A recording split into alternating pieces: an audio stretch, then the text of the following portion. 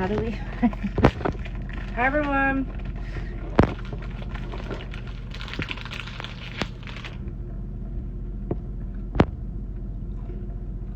No. I know. Just stop. Sarah and I's first time doing an Instagram live together on Clea. Clea, we're adding you. Hi, Amazon Freebie. Hi, Amy. Oh my God! Really? Must you eat in my ear? Hi, Brian. How do I make this thing go away? Can't do it here. I don't want to view the products. We're just gonna add Clea. Thanks to everybody who's tuning in. Hope everybody's having a good Friday. What are you guys all dressing up for Halloween? Drop your costume ideas in the comments. I need a costume idea.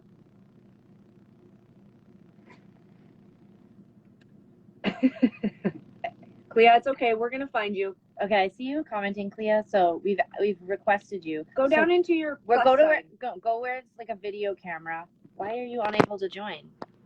Okay, it is happening, Clea. Okay, hold on a second. Okay, I'm adding you again, and then you want to go down to the thing that looks like a camera with a plus sign and accept our invitation.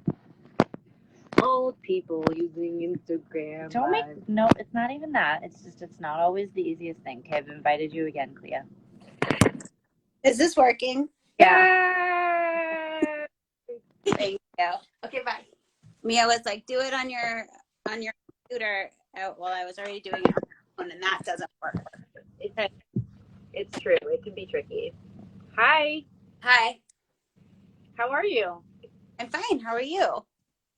We're doing great. It's so exciting that we're doing this today because high school is out in Canada and New Zealand and Australia today. It's very exciting. It's about time. And just so people know, Clea made everyone talk with a super thick Canadian accent, Canadian version, an Australian accent for the Australian version. Yeah. So for people who don't know what's happening, who are just tuning in, we're Tegan and Sara, and that's Clea DuVall. We've been friends for 500 years, and Clea came to us and said she thought that we should make our book into a TV show, and we did. And it's on Amazon. You can watch it for free if you want on Amazon Freebie, excuse me, or you can watch it on Amazon if you have that. And all the episodes are out in America now, but today the whole thing comes out in Canada, Australia, and New Zealand, and so we're celebrating with Clea. Clea, congratulations. Thank you. Congratulations to you guys. Woo! It's so exciting. You did such a beautiful job. It's so cool to see all the people. We're out here on tour for the first time in years, and everybody is just coming up to talk about, like, we have a new record, and I'm like, they're like, but let's talk about the TV show. Everyone loves it. It's so beautiful. You and Laura and the whole team, you guys just did such an incredible job. We had an amazing group. All the, like the cast was also good. And then the crew up in Calgary, like everybody was just amazing. Do you have a memory of, like, is there one memory that jumps out about high school, or even like, is there like a favorite episode or like something that you have been thinking or fixating on a little bit? I mean, I love them all. I really, I love episode. I love the last episode. I really love episode 6. All the episodes that Laura wrote, basically, I think are the superior episodes. I tell her that. No, I mean, I just think like the whole thing was so special, and when it finally started happening, and it turned into something that was really like a real show and not just something we were talking about, was really exciting. And I think like also just like that, having you guys there and that you guys were excited about it was like really just like a constant relief, because I was pretty anxious about the whole thing. Like, what if we had been total, can you imagine if we just been like total assholes and like just showing up being like just awful? Like, what would you have done? Like, for people who are just tuning in, like Clea wrote and directed a lot of High School, which is the show that just came out on Amazon Freevee, which is a memoir. And Clea is like an amazing, amazing actor, but now is writing and directing and is so calm and patient. I'm curious, like, how would you have dealt with us if we had been trouble? If as executive producers we'd been assholes, what would you have done? That was never going to happen. I mean, seriously, like, what is this role play game? Why are we even? We're acting. No, but what I could see was that, you know, that maybe you didn't like, you know, the choices that were being made, or like, you know, it's hard to really know what something is going to look like until you see it, you know, and to be like, you know, like I know even like early stages when you were like, we wore brighter clothes, and I was like, I know this, and trust me, it's going to all make sense. You know, it's a lot to ask. I do have a question about season 2. Okay. Do you think that in season 2, that Tegan and Sara are going to have like a totally new wardrobe? I mean, I think there would be, if we are lucky enough to get a season 2, I think there will be some pieces that stay just because people wear clothes, like people have the same clothes for years. Yeah. But I think, you know, we'll get some new things in there. Okay, because we did wear a lot brighter clothes in grade 11. The palette won't change, unfortunately. Sorry, the palette is. I'm just teasing. But we did wear rainbow chains in grade 11, and so I don't know. I just want you to consider a rainbow chain. Okay, I'm considering it, and I don't think we can afford it. I just don't think we can afford it. Clea, I got a question for you. It's seeing a lot of people asking about casting. Obviously, the leads of the show, Rayleigh and Season, they'd never acted or played music before. I went to like high schools all around California, and I was like, what about Fresno? And I went, just kidding. No, but I mean, you were understandably a little hesitant and worried at first when we brought this idea to you that they might be perfect because they hadn't acted or played music. And I mean, we all know they just did an amazing job. Anyone who's watched the show is just like, how is it possible that they've never done this before? They just were incredible and so watchable and charismatic. And it was, for me, probably one of my favorite parts of making the show was watching you direct them. And like, you just were so patient, and you like the cast is all so amazing, but they're so young, and like it's like herding cats sometimes, you know. And I just wondering if there was any story or thing that you want to talk about how you approach directing this really amazing young cast. I mean, I approached them the same way that I would approach any actor, you know, because every actor needs a different thing no matter what their experience level, and I really just tried to like get to know everybody and what they needed. And they all, you know, like everyone was so committed and worked so hard, and like Rayleigh and Season went through such intense training leading up to filming, and I was so grateful for how seriously they took the responsibility and never coasted, and it went on not just before, but like all through filming when they were, you know, working every day. They were still doing acting lessons, still doing music lessons, like still putting so much into it. And it was just, you know, that was something that I didn't know if that was going to happen. And so, you know, the least I could do is support them, and, you know, try to help them succeed every day. It was like such a pleasure to work with them. I love them so much. I think they are the greatest. Did you ever try to imagine casting yourself on the show? Just be honest with us. Yeah, would you ever be on it? Never? I thought about it 1 second. Wait, I want to hear what Clea said about why she wouldn't cast herself. Because I hate acting and directing at the same time. I did it in my first movie, and I just really hate it. So. Got it. I kind of hate being in our band at the same time as seeing. I really identify strongly with this. I'm kidding. See parts. For a minute, cut her bangs before this tour. Now everyone thinks we look like twins again, and it is a bit weird. I think both of your hairs look great. Thank you. It's the most alike your hair has been in many years, I will say. Yeah. Well, technically, this was my pandemic haircut, so somebody else was copying me. No, I got this haircut before the pandemic, just so you know. It's my driver's license photo. I don't want to get in the middle of it, but Clea, there's been some awesome questions that have been coming up on the screen, so I wanted to ask you. One of them was actually about why you weren't in the show, but we have been getting a ton of questions about a season 2. Can you talk a little bit about you and Laura Kittrell, who's the other writer on the show, who's so amazing and it's just like so funny and incredible, like how you guys are thinking, like not tell us what you're going to do, but like, you know, is there anything about season 2 that you could talk about? Any sort of dangling? It ends, the show ends on a cliffhanger for those that haven't watched it yet, and so a lot of questions from people these days asking, what the hell? Why is it a cliffhanger? I mean, because I mean, I feel like isn't that? Did I break you? No, I'm just trying to. I like the immediate. I mean, because that's sort of how TV works, you know, where you're just like, you want to like leave the audience with like that feeling of like, oh my God, we have to know what happens next. And like, it was, you know, and that felt like, you know, that was also not originally what we were thinking, but as we were breaking the season, it really just felt like it gave Tegan and Sara in the event of a season 2 so many places to go, you know, rather than giving them,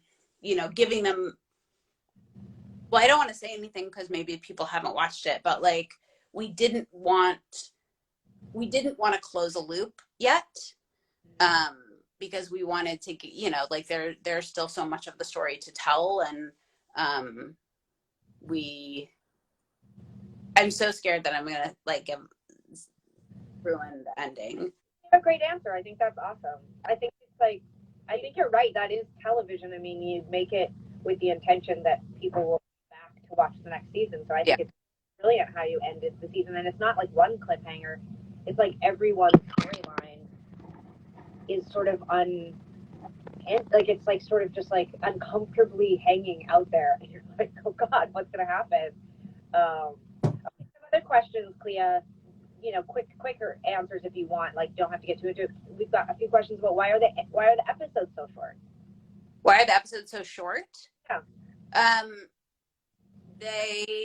Well, I mean, the truth is we didn't really know what the pace of the show was going to be. Yeah. And our initial scripts were longer, but for production, we cut them down because generally in TV, like it, you know, for a 30-minute show, the scripts need to be a certain length. But then what we learned in season 1 is that our scripts can be longer, and that's cool. Yeah. Someone also wanted to point out, like, I've been seeing this is finally happening. People are noticing that the names of the episodes are Tegan and Sara. That was Laura's idea. That was all Laura. Fucking cool. Well, we're gonna have to let you go, Clea. We gotta get Laura on our. I mean, it was Laura. I was like, I tell Laura. I let Laura think it was her idea. You know, for a win. It's so cool. So, how did you guys decide which songs, which song types were going to be for like? Do you think that Laura Sara fan? Like, do you think she knew more about music than you? Like, honestly. Do I think that Laura knew more about your band than I do? No one knows more about your band than I do. That's not what Laura and I compete about, but maybe we'll start. What do you okay, I mean, I don't like the idea that we can't have Laura here to defend you right now, but I mean, defend herself right now. But what do you guys? What are your tension points? Do you guys ever actually argue? We've never gotten into an argument. We had I think there was one thing that happened during production that had nothing to do with the show, really, where it was just one moment of like, next time, can it happen like this? And yes, and that was it. That's the biggest fight we've ever gotten into. Okay. Were you guys in an escape room in Calgary and you were like, you didn't win the escape room? Is that what happened? Or the pickleball? Were you guys playing pickleball when it happened? No, Laura and I are I guess when we've played pickleball, I've gotten mad at her because she plays it like it's tennis, but she doesn't do that anymore because Laura is a very good tennis player. And I am not. And she was using her tennis skills very good at pickleball in a way that made it very hard for me. Every time she would hit the ball, I'd go, Laura, that's tennis. That must have been. I feel regretful now. I never came and watched you guys play pickleball when we were in Calgary. Hey, Well, another question that keeps coming up over and over: why did you guys decide to change all the names of the characters in the book? To allow the show to sort of become its own thing and to let the characters be a jumping off point, and then in the event of a future to like become more fictionalized and move away from the real people, because they didn't agree to have a TV show about their lives. Yeah, I mean, it's funny because we had to change everyone's names for the book, and it really helped me to feel like more emotionally distant from the real story too. And I think it's like affect people. So when people have been asking me, I've also been adding on to what you just said and just saying like I think it's really great for the people who were around during that time because it's further fictionalizing the story and making them feel like less like, oh, their lives are being depicted. Like you guys, you really like memoir is written from our perspective, and one of the things you said to us when you came to us about developing the show is you were like, I want to develop all these characters around you, and like, you know, and that's where the fiction really like comes into play. And I think that's so much easier for our family and friends to see like this is not a biopic, this is not like imitation. And I think you guys did such a beautiful job of capturing the essence of all those people, but like not making it feel like it is those people, you know? Yeah, not taking too much of their specifics too. It just I thought this was interesting. A question just came up because we talk about this a lot in our other world, but did you guys talk about purposely keeping things equal in terms of screen time and storyline for Tegan and Sara? No, we didn't actually. We always had like the both arcs and needing and wanting to service both arcs. And it did, I think it did end up pretty equal in the end. It feels, I mean, I never thought about it until I thought this person asked the question, but I think that's really interesting because we do often think about our albums and our live show in terms of that kind of, you know, we think about that, you know, making sure that both of us feel really represented. You know. But do you guys feel properly represented in the show, screen time wise? Tegan, you want more screen time in a season?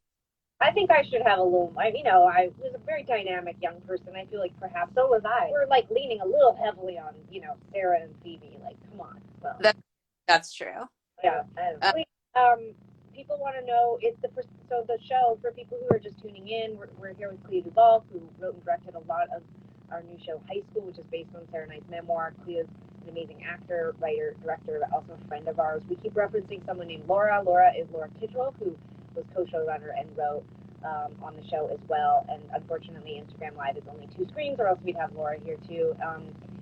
Clea, a lot of people have been asking about like if there is a season 2, we continue to have perspective change. So like every episode is divided in half, and you get 2 different characters' perspectives. Will you guys keep that going? Yeah, I mean it's a structure of the show, and like sometimes narratively, there are story driven reasons why we could veer from that. So we never want to do it just to do it. Like it should always feel like it is moving the story forward. But there are liberties we will take with the format, which we did in season 1 as well. That's a great answer. Just for everyone who's flooding the comments about our sound, it's our bus air conditioning, okay? And Tegan needs it to be a crisp 68 degrees in here, so I want to tell you. Are there any things that you have going on in your life, Clea, outside of Tegan and Sara that you want to talk about? No. That's pretty much all I've got. Clea, I have another question that I saw on the screen at one point. Do you feel like there's been so much more queer representation on television, but you know, I think a lot of people have been sort of saying that this feels like different than, because there's so much queerness in the show that's not obvious, but also it's not just about like one queer person meeting another queer person and having a relationship. And I'm just curious if you feel like the queer representation in the show feels like really unique to you. Like, you know, we all grew up in the 90s and had limited queer representation. And can you just speak to like how important that was to you in making the show and stuff? Yeah, I mean, that was the thing in the book that I loved so much and was so struck by was, you know, like reading both of your accounts of your adolescence. I really connected with it in a way that I never had in, you know, in reading in anything I had read or anything that I had seen. And so really wanting to preserve the integrity of that in the show was like so important. And I mean, in the end, it is like even though your story is so specific as like queer twins coming of age in the 90s, like there was still something so universal about it. And I think like adolescence is adolescence, and those feelings of self-discovery and trying to decipher like how you're, you know, like who you are and what you're feeling and what it all means is something that every single person alive goes through. So really wanting to like, you know, also tap into how universal the experience is, and rather than highlighting like, rather than hitting too hard like, oh, this is, you know, so, you know, this is so rare and unique. It is like it's rare to see it represented in this way, but none of the feelings are something that are so unusual, you know. Does that make Yeah, no, very well put. Makes total sense. While you were talking, somebody wanted to know if you have any advice for your high school self, you know. wear a different outfit to prom and everything is going to be fine. Can you please post a photo of yourself from prom? I can't. um, Clea, Sara and I are out on tour right now supporting our album Crybaby, and there's been a few comments wondering if you're going to make the show in LA. Are you going to be there? Of course I'm going to be there. I've ever not been to one of your shows in LA since we've known each other, unless I was not there. Yeah, I don't think we've ever played there and you haven't been there. You I'm really came to New Orleans that one time. We went on a haunted tour. yeah. We walked by Sandra Bullock's house. We did. And Anne Rice's house, which I tell Yeah. you. House, yeah. How is tour going? How are you guys feeling getting back out there?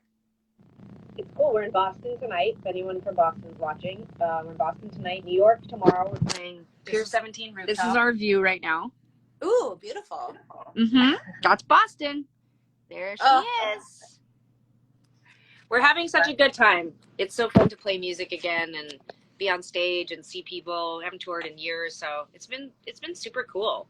But really excited to get to LA. I know a lot of the cast is coming, which is exciting. We'll have a little reunion. Concert too. That's right, Rayleigh. So for those watching, we're talking about high school, and the stars of the show, Rayleigh and Season, are twins that we found on TikTok. And one of the most shocking things about Rayleigh and Season is not that they're incredible actors, even though they never acted, or great musicians, even though they never played music. What's incredible is that Rayleigh, who plays me on the show, has never been to a concert. She's 21 years old. She's never been to a concert. And she's coming to see us play in LA. It's going to be her first concert. Do you understand the pressure I feel to make sure that this is like... Better be amazing. Like, it's so wild. So wild. Guys, was there anything that through the outline process or script process that you read that you were like, I don't know about this, and then you saw it in the show and thought I was right, or oh, I kind of see, like, but they're in a different way now that we're seeing it? I love it. I mean, I think that probably my biggest lesson through this process, you were, you know, such a wonderful and thoughtful friend through this process, but also like collaborator. You and Laura you let Sara and I read the scripts first. You make notes, and when you didn't agree with us, you were really kind and generous with your thoughts and explaining things. And it was emotional. It was really hard. I mean, it doesn't matter that you are fictionalizing it. Everyone's just going to see everything that happens as fact. And so I think probably like some of the bigger conversations we had were more around our parents, because we were like really, really, sensitive and worried that they would see themselves depicted in this way, and even though we all know it's not how they really were, that other people would feel that way. And there were just things you just said, like there were things you changed and you agreed with, but there were things that you were like, just wait until you see it on screen, it'll feel different.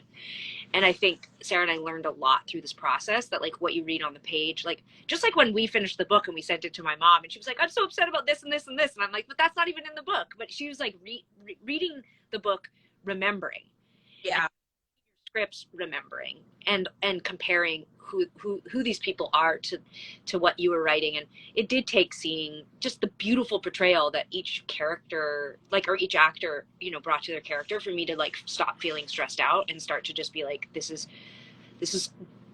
close enough, but it's so different that no one is going to watch this and feel upset. So that was like probably my biggest lesson, was just, you know, I think it's still good that we spoke our mind and said the things we need to, but I feel like there'll be less of that, I think. Although I know we're talking about season 2 next week, and so I reserve the right to be like, absolutely not. This is outrageous. You can't have them do this. Sarah. I mean, I'm trying to think it through. I think in general, it was so obvious that your vision was so strong. I think seeing the show, even in the first few weeks in filming, I think there's just so much that isn't in the script that you had a vision for. And it just took being there and seeing those quiet moments and those pauses and those, I don't know, those subtleties. I think we just had to be there. I wasn't worried about the scripts, but whenever we would push you guys a little bit on developing a dialogue or developing a certain idea, I looking back on it now, I'm like, oh, I see, like that didn't necessarily need, it didn't need to be described. It didn't need dialogue because it was going to be captured on screen, you know, in a different way. So as very verbal people, it makes sense to me that we were pushing a little bit more on paper, but to see it come together on set, I just was like, oh yeah, this is wonderful. It also feels really, it feels really well done for the, you know, for Season and Rayleigh, for example. Like, we didn't know their personalities that well yet, and like everything that was happening in Calgary when we were filming, I just was like, God, this just feels so right. You know, they just embodied it in such a specific way. So They were incredible. Like yeah, you guys are right. So that's yours. That's the one. That's Clea, this was really fun. I have 3 things left to say. One is, did you enjoy yourself, and do you think that you would do this again someday? Like Instagram. This is live. I want to do the show. Sorry, the Instagram live. Yeah, I mean, I hope we get to do another season. Imagine if I was like, no, I think I'm good. I'm gonna walk away. Okay, the second thing I want to say is, have you been seeing in the comments how people have been calling it season 2, like, but spelled as season? No, I don't know how you're able to watch, like, because I'm just looking at you guys and I'm not. We can see the comments because they're I'm every comment. Yeah. Okay. I did see one person comment about my big water bottle, and it did make me laugh a little bit. Your water bottle is so big. It's so big. So much this water. is the biggest one, but I do want the biggest one. I drink a lot. You do. It's important to be hydrated. People don't value hydration enough. It's so. To anyone who is just tuning in, today High School came out in Canada, New Zealand, and Australia. You can watch it on Prime. If you are an Amazon Prime person, you can watch it in the States and the UK as well, or you can download the app on Freevee, and you can watch for free. We have been telling everybody, please watch the show. Please share on socials about it. Please follow the cast. Please share your love about it. It's been so amazing to see all the positive reviews and have people come up and tell us they're watching the show. But the next little bit, it's crucial. We want people to watch the show. We want to get another season, and we want Freevee to know that there's a passionate audience of people who are going to tune in for a season 2. It's been such an honor having the opportunity to tell a little bit of our story and share about our experience. And Clea, we love you so much, and we're so proud of what you made, and we're so grateful for you and what you've contributed to our life, and that you've made this show. And we're out here on the road right now touring, and people are coming up, and just like, you can just see how emotional and how much this has meant to them. And I just hope you're feeling really good because you worked really hard and you deserve all the praise. Oh, I wait. mean, We might have a special guest for this last 2 seconds of this Instagram live. Yeah. Bring in the special guest. Bring in the special guest. Okay. Clea, this one's for you. This is a special guest for you. Hey! oh, hi. Nice shirt. Oh, yeah. I It for because of the Canadian release, so Yeah, guys, why don't you say what the shirt is? Tell people. Gallows is where Phoebe works, but I named it after one of my best friends, Carla Gallo. Deep. Okay. Naomi and Sarah, the new band, signing off. Oh, Tegan's still in the band. Signing off from Boston. Clea, we love you. Thank you so much for joining. And we're going to save this Instagram live. You can watch the whole thing back later. I don't know if you'll be able to do that, Clea, or that'll be beyond your scope of understanding Instagram live, but it'll go up. Maybe it'll be up on Amazon Freebies high school site. I don't know. Jibber jabber. Bye, everybody. You're amazing. Bye, Clea. Bye, you guys. Bye.